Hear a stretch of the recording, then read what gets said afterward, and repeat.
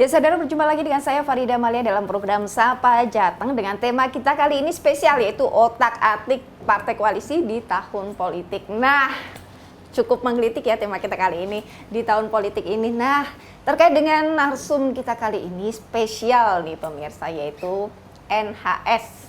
Beliau adalah pernah menjadi Ketua Bawaslu Republik Indonesia 2008 hingga 2012, kemudian juga DKPP 2012 hingga 2017, dan saat ini menjadi Ketua Departemen. Nah, ini tadi saya Ketua Departemen Politik dan Ilmu Pemerintahan Universitas Diponegoro. Mantap sekali ya pemirsa, jabatannya luar biasa sekali. Apa kabar ini NHS ini? Malia baik juga toh? Alhamdulillah sehat. Jadi tadi sudah saya jabarkan, wah luar biasa. Ini aja belum semuanya ya. Ah, betul. Nah, yang tadi, oke. Oke. Ini yang mau saya tanyakan terkait dengan tahun politik ini, kan sudah banyak bergeliat yang belum ada titik temu nih. Sepertinya belum ada titik temu dari partai-partai ini mau ini siapa. Tapi salah satu koalisi seperti Koalisi Perubahan sudah. Koalisi yang lain ini belum. Seperti koalisi sekarang ada koalisi Lebaran juga ada. Jadi lebih ramai lagi gitu nih. Ya? Iya. Nah, ini terkait dengan hal ini, apakah mereka ini terkekang dengan PT 20% itu atau bagaimana ini menurut? Iya, PT 20% itu sangat memberi ruang ya, yang amat terbatas buat partai politik untuk berkreasi. Betul. Termasuk untuk silang terhadap kemungkinan pencalonan bagi tiap partai politik, walaupun di situ ada kemungkinan untuk mengumpulkan suara yang non sit ya, yang non DPR gitu ya, yang suara sah. Tapi tetap saja skema yang paling mungkin adalah 4 paslon, ya kan? Secara di atas kertas itu otak-atik itu 4 itu. Nah, tetapi yang kita sebut, yang disebut-sebut oleh publik selama ini, seperti lihat tahu kan baru kira-kira ada 3 segmen kelompok sampai sedikitnya kemudian 4. Betul. Tadi Koalisi Perubahan. Koalisi Perubahan. Ada PKS, ada Demokrat, ada utamanya Nasdem. KIB, iya. Anies yang mau dicalonkan. Yang kedua adalah KIB. Walaupun KIB juga masih berantakan. Masih goyang nih sepertinya. Goyang. Karena masih tarik ulur antara apakah ya kan, Erlangga Hartarto dan atau koleganya dia ya, tetapi Ganjar dicalonkan kira-kira gitu, akan digadang-gadang. Sementara itu kan godaan masih ada. Karena begitu kartu Pak Prabowo naik, dia sekarang bahkan atau hari ini yang kita lihat itu tarik ulur antara apakah dengan Puan dan sebaliknya, ataukah kemudian berdiri sendiri. Unik ya ini. Karena PDIP kan jelas punya tunggal ya. Jadi artinya KIB, Koalisi Perubahan, lalu PDIP. Nah, masih sisa 2 lain. 2 lain itu kan tergantung pada calon presidennya. Calon presidennya ini yang belum punya atau belum terdefinisi gitu ya bagi kepentingan mereka. Sehingga misalnya kalau itu yang terjadi, maka ini masih sangat dinamis. Dan dinamika itu tergantung juga pada perspektif masing-masing. Bahkan pada 2 hal. Yang pertama adalah calon wakil presidennya, karena ini sangat menentukan terhadap magnetika dari untuk rakyat gitu ya, apakah dia mau pilih. Dan yang kedua adalah elektabilitas, baik yang bersangkutan maupun cawapresnya. Dan ini dia logistik juga kan pasti dipikir.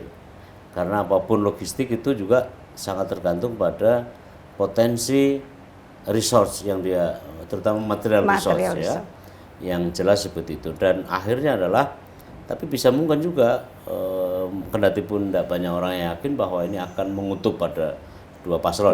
Walaupun di soal ini kita bisa catat itu akan mengulang, merepetisi terhadap pemilu 2014, 15 dulu, lalu 2019 gitu ya. Dan jika itu yang terjadi, menurut saya siap-siap untuk kita bersih tegang. Yang polarisasinya semakin polarisasi yang mengutupkan antara 2 kelompok, 2 pihak, 2 kubu gitu.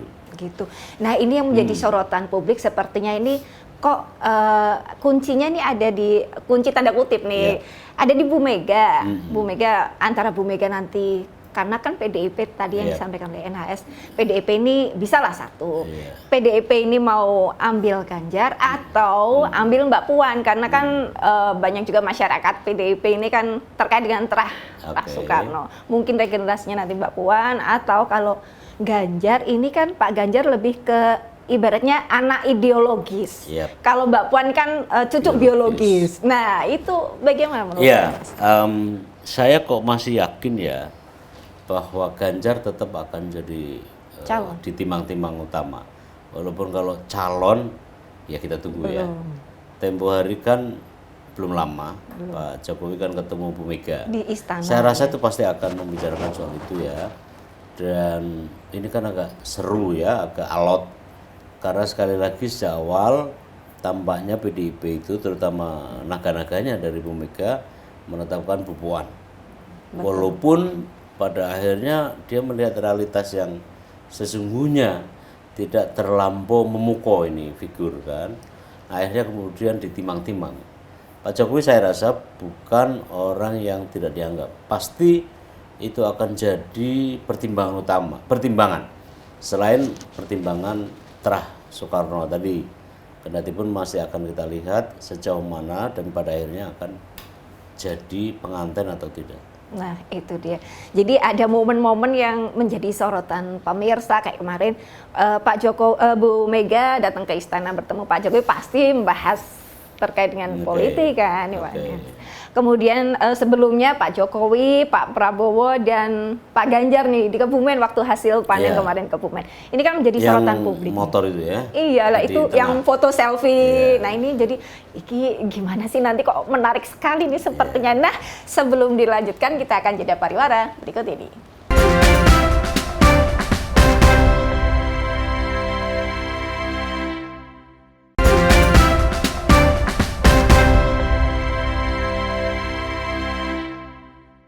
Ya, terima kasih saudara Anda masih bersama kami dalam Sapa Jateng dengan tema kita kali ini yaitu otak-atik partai koalisi di tahun politik. Nah, karena sampai saat ini belum ada nih yang benar-benar diusung, kan baru Anies. Yang belum, yang Pak Ganjar, Pak Prabowo, Mbak Puan dan Pak Erlangga Hartarto maupun Cak Imin ini juga ikut. Ini kan belum. Ini bagaimana NHS?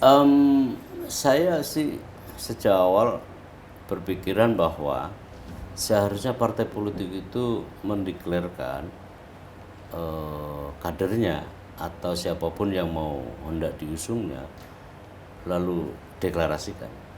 Kepentingan saya adalah bahwa publik harus terdidik untuk menghadapi bahwa calon itulah yang nanti akan memimpinnya. Karena itu kesempatan buat rakyat, buat publik, buat umum untuk bisa mendedah sosok siapa yang akan menjadi nahkoda atau pilotnya dia. Kita bisa lihat negatifnya, rekam jejaknya, positifnya, gagasannya. Lalu kita pun bisa memberi masukan bahwa Bu, Pak, konsep atau visi tentang kelautan kita sebaiknya begini, begini, begini. Jadi ada dialog. Ada pemaparan setidaknya. Ada pemaparan. Jadi sudahilah cara memilih pemimpin dengan di tikungan terakhir. Atau itu karena minim kaderisasi? Iya, itu bisa satu titik dari sekian titik.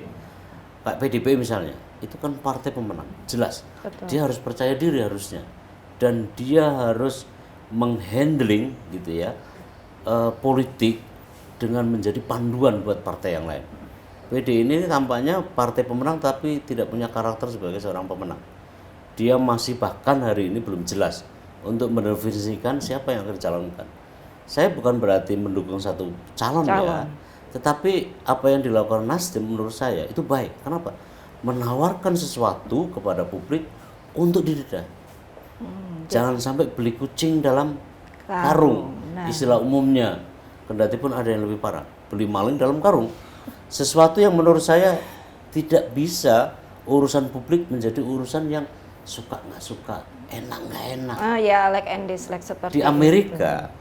Kalau kita belajar di sana kan, itu kan ada konvensi yang panjang sekali, ya kan? Dan panjangnya itu memberi insentif sosial buat masyarakat untuk mengkritik.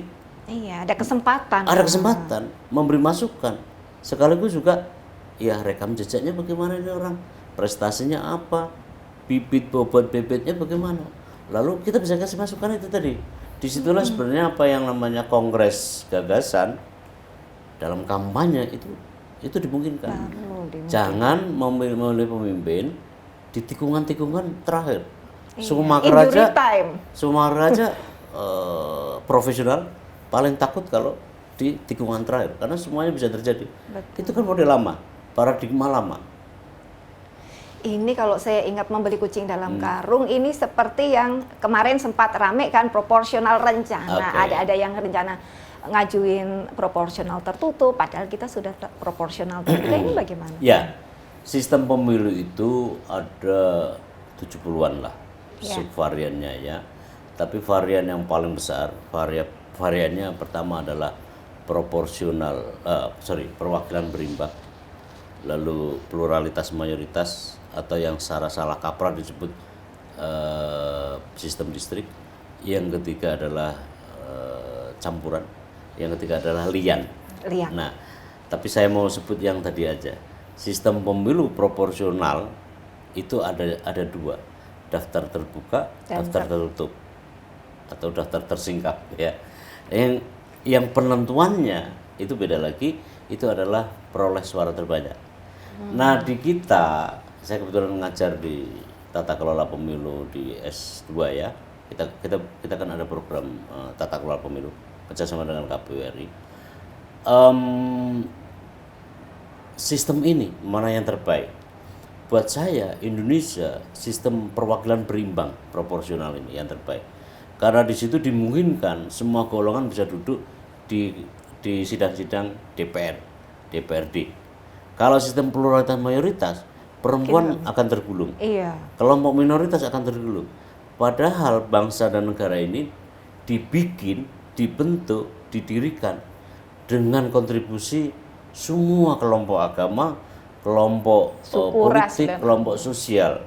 Nah, kita selesai. Nah, problemnya apakah terbuka atau tertutup? Kalau terbuka, keuntungan publik jauh lebih besar. Betul. Karena penempatan terhadap ini pun ditentukan peraih suara apalagi dengan peraih suara terbanyak di Undang-Undang Nomor 7 Tahun 2012 itu lebih mungkin. Tetapi ada arus lain juga yang menurut saya harus dipahami karena institusionalisasi partai politik kan kita lemah. Yang terbaik itu kan hanya dua partai, PKS dan PDIP. Sisanya nggak jelas. Nah, keuntungan buat saya ya terbuka. Itu lebih mungkin karena hubungan antara pemilih dengan dengan elit itu lebih dekat, dan itu yang sudah terbangun dalam 3 kali pemilu kita terakhir. Nah, sedangkan supaya menguatnya institusi politik bisa kita cari cara lain sebenarnya. Itu titik kompromi yang paling mungkin. Kalau saya sudahlah, kita juga akhiri saja menurut saya, karena toh itu sudah ada di undang-undang pemilu, tidak mungkin lagi kita revisi. Sudah, itu lakukan saja cara terbaik. Akses dari itu ada, seperti kemudian unit-unit politiknya adalah di legislator, caleg. Tapi itu saya kira bisa diatasi dengan cara lain. Oke. Ya saudara, perbincangan cukup menarik. Saya padahal mau tanya lagi, tapi udah ada yang mau lewat satu ini. Usai jeda, kami akan segera kembali.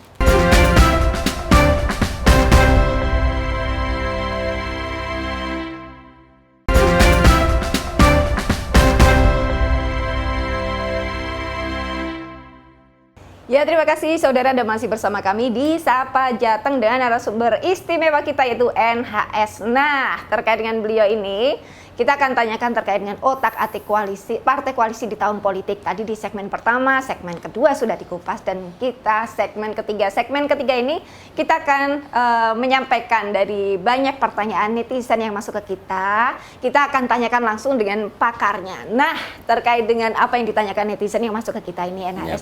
Terkait dengan ini, Pak Jokowi ini kan selaku presiden kita sudah 2 periode.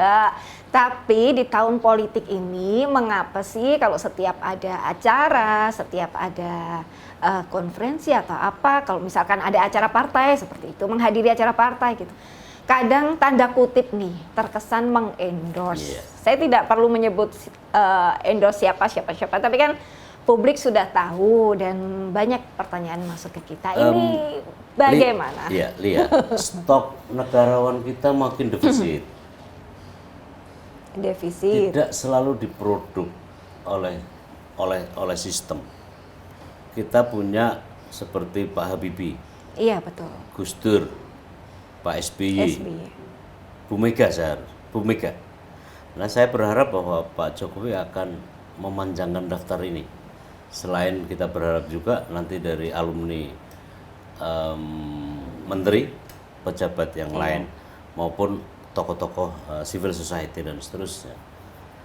Satu karakter yang tidak bisa dipungkiri dari seorang negarawan statement adalah mereka punya selera untuk memilih seperti Pak Habibie, tetapi mampu menunjukkan bahwa memilihnya dalam konteks sebagai warga negara. Tapi yang kedua, yang paling tidak mungkin dilakukan oleh negarawan adalah partisanship, mengendorse terhadap seseorang. Kalau itu saran saya, Pak Jokowi tidak bisa begitu. Iya. Biarlah beliau kita akan tempatkan sebagai negarawan yang tampak netralitasnya dan menjadi milik bukan satu golongan, regen dari Republik, tapi menjadi milik semua orang. Namanya diabadikan sebagai bandara yang cukup bergengsi di Amerika, di negara bagian. Nah, karena itu saya berharap itu dan tidak usah dukung. Iya, yang paling heboh itu kan yang sebelumnya waktu rambut putih, orang harus ini kan. Iya, satu dari sekian. Betul. Kan? Menurut saya biarin aja, biar itu rakyat yang memilih. Apakah khawatir nanti jangan-jangan pilpres itu presiden yang terpilih Tidak melanjutkan? itu kan kita terikat. Presiden setelahnya itu masih terikat dengan segala ketentuan peraturan perundang-undangan dan produk. Ikatannya kan ketentuan, perjanjian, ya. Undang-undang itu kan perjanjian yang dibikin antara terutama dua pihak, pembentuk undang-undang, DPR sama pemerintah. Nah, presiden setelahnya tidak gampang juga. Kalaupun mau mengubah, dia juga harus konsultasi melalui dialog, melalui pembahasan undang-undang dengan pemerintah dan DPR itu. Nah, di atas itu menurut saya, biarlah karena itu sesama mandat rakyat, biar dia kebijakannya bagaimana, kita tagih saja nanti. Ya, dia menawarkan, menurut saya apa yang disebut dengan antitesis itu tidak masalah. Biarkan aja presiden setelahnya tidak melanjutkan keadaannya kecuali kesepakatan baru lagi. Jadi tidak bisa presiden sebelumnya misalnya kalau dalam istilah mendikte itu nggak ada masalah, nggak boleh gitu Mas. Misalkan Pak SBY mendikte Pak Jokowi lah. Nggak boleh. Nggak boleh. Misalkan. Kalaupun bermasukan boleh, tetapi kuncinya sebenarnya presiden tidak terikat dengan apa kebijakan yang sudah ditempuh, kecuali yang memang sudah ditentukan di undang-undang. Itu pun bisa direvisi oleh ya pembentuk undang-undang misalnya. Jadi semuanya nggak bisa suka-suka juga, tapi harus menginduk pada apa yang sudah diputuskan. Berarti misalkan nanti presiden berikutnya 2024 kemudian merupakan antitesa, tidak melanjutkan antitesis, ini nggak masalah sebenarnya. Wajar, kecuali undang-undang menetapkan, undang-undang menyebutkan, undang-undang menerahkan. Kan tidak semua hal itu suka-suka aja oleh presiden penggantinya.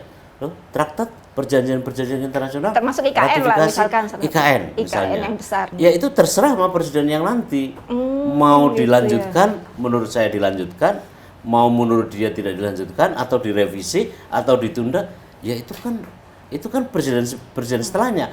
Bahwa dia dengan melihat masalah yang lebih besar, kalau dihentikan berarti akan ada begitu konsekuensi di finansialnya, lalu dilanjutkan, ya tidak masalah. Tetapi jangan pernah endorsement itu menjadikan defisit bernegarawan. Oke, nah sebenarnya saya mau ngulik lagi yang ini, tapi karena ada lagi pertanyaan dari netizen, ini terkait kemarin, ini bakal calon presiden dari koalisi perubahan. Ini Anies Baswedan, tanda kutip kena semprit katanya waktu di Jatim, ini bagaimana? Salah. cara berpikir dari lembaga-lembaga penyelenggara pemilu. Kita kan sudah punya 3 lembaga. Betul. KPU sebagai administrator utama pemilu. Bawaslu, istilah saya adalah quality assurance. Yang ketiga DKPP, itu adalah menjaga dan menegakkan ya etika 2 lembaga dan jajarannya ini. Ya, oke. Nah, mereka adalah satu kesatuan fungsi di dalam sistem penyelenggaraan pemilu menurut Undang-Undang 7 tahun 2017. Akan halnya jika ada kekosongan pengaturan, bertiga itu punya otoritas. Tapi kalau Lia mau nanya ke saya, lebih dekat ke Bawaslu bersama KPU, kemudian bikin pengaturan teknisnya. Misalnya kasih saja itu diperkenankan untuk keliling dan segala macam. Itu di undang-undang enggak ada larangan. Iya kan belum daftar. Pendaftaran. Belum ada pendaftaran. Karena mereka belum ditetapkan sebagai peserta pemilu. Betul. Pembukaan aja belum ya kandidasinya. Nah, menurut saya semua mereka yang akan dicalonkan kampanye sebanyak-banyaknya, Nggak apa-apa. seluasnya. Karena apa? Lagi-lagi kepentingan publik. Publik harus memperoleh informasi yang cukup. Kembali ke konsep tadi, Mbak Lia, jangan sampai orang beli kucing dalam karung. Oke. Apalagi beli maling dalam karung.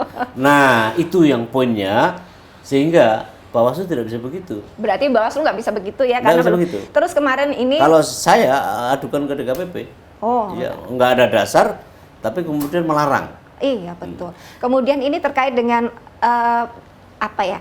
Tokoh-tokoh yang mau ke masjid atau ke tempat ibadah, ke gereja, ini kan mereka tidak menyampaikan visi misi. Itu soal etika. Oh, tapi kan Menurut tidak saya menyampaikan visi misi ya? Enggak masalah.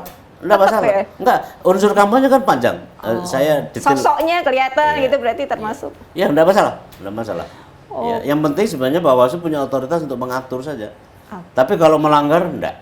Enggak, bisa. melanggar enggak. Atau enggak semudah itu gitu ya. Nah, ini adalah Dan tetapi kalau menggunakan misalnya saya pejabat nih, ya, menggunakan fasilitas lalu kemudian hampir sama. Nah, itu nggak boleh. Abuse of power. Nah, itu nggak boleh. Karena dia terikat sebagai penyelenggara negara. Nah, itu malah yang harus dikejar. Karena kan banyak nih yang namanya sering disebut, terus ada nih baliho-balihonya, Iya, kemudian itu ada juga justru yang nggak pejabat boleh. itu nggak boleh. Nggak boleh. Ditegur nggak? Ya itu Bawaslu, tanya sama Bawaslu. Ketua Bawaslu Republik Indonesia. Ya sebenarnya kita akan bahas banyak lagi nih NHS. Tapi karena durasi, kita akan berikan kesempatan monggo mungkin pesan-pesan buat pemirsa di tahun politik ini. Ini mumpung ya. Ini daftar pemilih sedang disusun oleh KPU. Semua orang harus punya hak memilih. Hak memilih itu penting.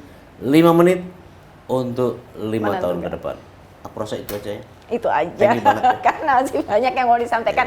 Ya, terima kasih NHS atas waktunya, atas pencerahannya, dan atas informasi yang kan membuat kita open mind lah setidaknya dengan ini ya. Dan manfaatnya. Amin, amin. Dan saudara, kita akan berjumpa lagi dengan Sapa Jateng berikutnya dengan tema-tema menarik lainnya. Farida Malia mewakili kerabat kerja yang bertugas mengucapkan terima kasih atas perhatian Anda. Kompas TV, independen, terpercaya.